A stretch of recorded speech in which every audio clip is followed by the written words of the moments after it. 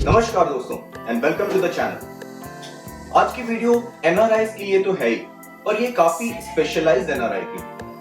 आप सोच रहे हो स्पेशलाइज्ड एनआरआई क्या होता है? स्पेशलाइज्ड एनआरआई वो हैं जो कि एक एनआरआई तो हैं, पर साथ ही उनके लिए कुछ कंडीशंस अलग हैं जो स्टेट द्वारा इंप्लीमेंटेड है। यहाँ पे हम बात कर रहे हैं प्रवासी पेंशन स्कीम, पीपीएस के नाम से जाना जाता है। अब ये प्रवासी पेंशन स्कीम क्या है और क्यों ये सारे एनआरआई के लिए नहीं है, इसके बारे में हम बात करेंगे इस वीडियो। दोस्तों, ये प्रवासी पेंशन स्कीम एक्चुअली में केरला स्टेट गवर्नमेंट की एक इनिशिएटिव है। 2008 में इसका बिल पास किया गया था।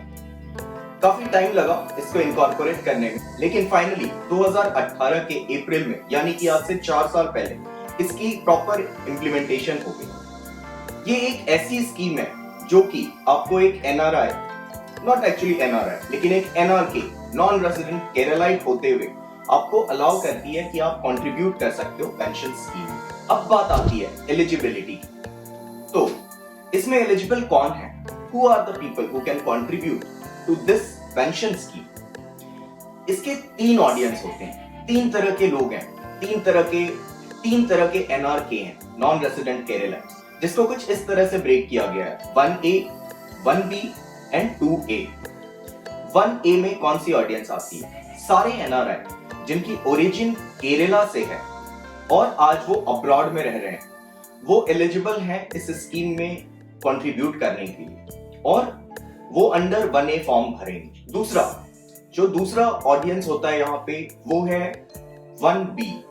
1B वो सारे नॉन रेजिडेंट केरलाइट होते हैं जो अब्रॉड से वापस आ चुके होते हैं और जिन्होंने कम से कम 2 साल इंडिया में स्पेंड करा, वो भी एलिजिबल हैं इस स्कीम में कंट्रीब्यूट करने की। तीसरी जो ऑडियंस सेट है यहाँ पे, वो होते हैं नॉन रेजिडेंट केरलाइट, जो कि केरला से ओरिजिन तो करते हैं, लेकिन वो केरला स्टेट में नहीं रह रहे या वहां पे काम नहीं कर रहे, लेकिन उनकी ओरिजिनेशन केरला से, वो एलिजिबल हैं इस स्कीम में कंट्रीब्यूट करने की। बात करते हैं इसके बेनिफिट्स की। अगर आप इस प्रवासी पेंशन स्कीम में इन्वेस्ट करते हो, कंट्रीब्यूट करते हो, तो इसके क्या फायदे हैं? इसके 2 मेजर फायदे हैं। जो सबसे पहला बेनिफिट है वो ये है कि आपको 60 इयर्स के एज, जब आप 60 साल पूरे करते हो ऑन पेपर, उस एज के बाद आपको एक फिक्स्ड मंथली पेंशन मिलना शुरू हो जाता है।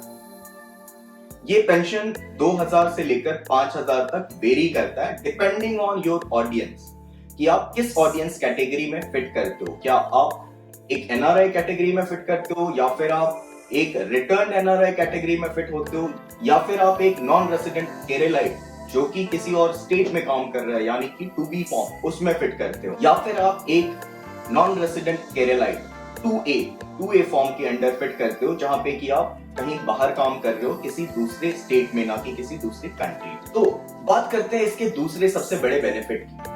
कल को अगर आपको कोई मेडिकल इमरजेंसी होती है या फिर आपको हॉस्पिटलाइज होना होता है, जिसके लिए आपको इमीडिएट फंड्स की जरूरत पड़ती है, तो इस पेंशन प्लान के थ्रू आपको एक मेडिकल बेनिफिट भी मिलती है। इसमें आप 50,000 तक की मेडिकल ट्रीटमेंट अवेल करा सकते हो। अच्छा, इसकी जो रीजन थी इसकी इंप्लीमेंटेशन की, जो एक और बेनिफिट मुझे लगता है पर्सनली, वो है एक स्टेबलाइज इनकम और एक स्टेबल रिटायरमेंट की। जब आप रिटायर होते हो, आप पहले से कुछ प्लान अगर नहीं करते हो, तो फिर लास्ट मोमेंट पे ऐसे कई लोग होते हैं जो लो कैटेगरी या फिर मिड कैटेगरी में फिट होते हैं, जिनकी इनकम बहुत ज्यादा नहीं होती है, लेकिन जिन्हें पैसों की जरूरत तो होती है और वो रिटायरमेंट प्लान नहीं कर पाते।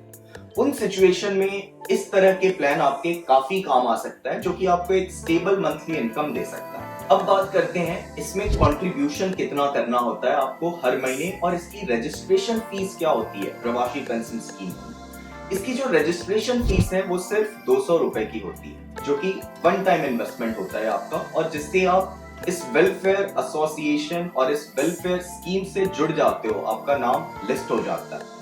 अगर आज की डेट में मैं आपको बताऊं तो 4 लाख से ज्यादा एनआरकेज हैं जो कि इस वेलफेयर स्कीम में रजिस्टर्ड हैं और जो इसका बेनिफिट ले पा रहे हैं। इसमें कंट्रीब्यूट करने के भी स्लैब्स बने पड़े हैं।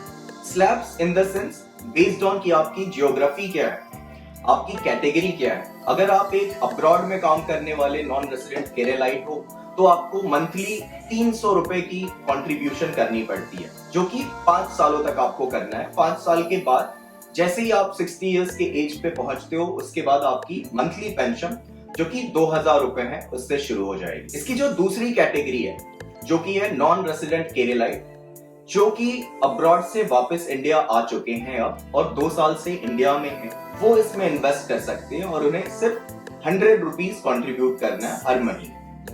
उन्हें भी एट द एंड जब वो 60 इयर्स के एज तक पहुंचते हैं तो आपको 2000 रुपए हर महीने पेंशन मिलेगी।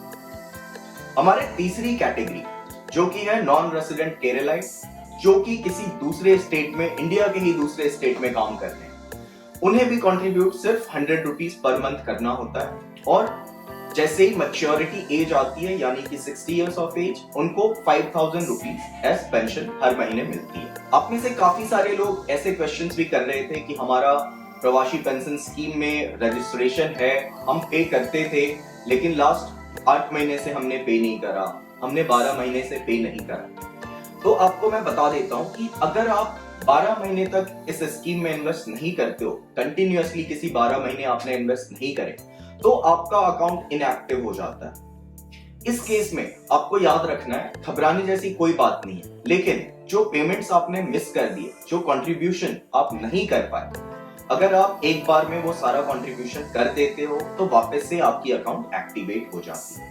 आप में से जो भी एनआरके नॉन रेसिडेंट केरलाइट्स हैं और आप इस पेंशन स्कीम में इन्वेस्ट करना चाहते हैं, उसके लिए मैं डिस्क्रिप्शन में लिंक ऐड कर दे रहा हूँ। आप उस लिंक पे जाकर रजिस्ट्रेशन कर सकते हो। एक बार आप रजिस्ट्रेशन करते हो तो आपको मेंबरशिप आईडी मिल जाती है। जब भी आप चाहो किसी भी अपने एनआरओ या एनआरई या फिर रेसिडेंट सेविंग्स अकाउंट से आप इसको पे कर सकते हो डिजिटली, ऑनलाइन, और या फिर आप चालान के मेथड से भी बैंक में चालान सबमिट कर सकते हो और आप इसको पे कर सकते हो। इससे रिलेटेड अगर कोई डाउट आपके होंगे, कोई सवाल होगा तो आप मुझसे पूछ सकते हो या फिर आप कमेंट में सिंपली लिख दो, मैं उसके आंसर्स आपको दे दूं। As a non resident Indian या फिर एक नॉन रेसिडेंट केरलाइट होते हुए अगर आपको कोई डाउट्स, कोई क्वेश्चंस होते हैं अदर देन दिस प्रवासी पेंशन स्कीम, इसके अलावा भी कुछ अगर आपको इन्वेस्टमेंट, बैंकिंग या एडवाइजरी में हेल्प चाहिए तो फिर आप हमें रीच आउट कर सकते हो दिए गए नंबर। अगर ये वीडियो आपको अच्छी लगी तो इसे लाइक जरूर करना और अगर अभी तक आपने हमारा चैनल सब्सक्राइब नहीं करा है then do subscribe. Thank you.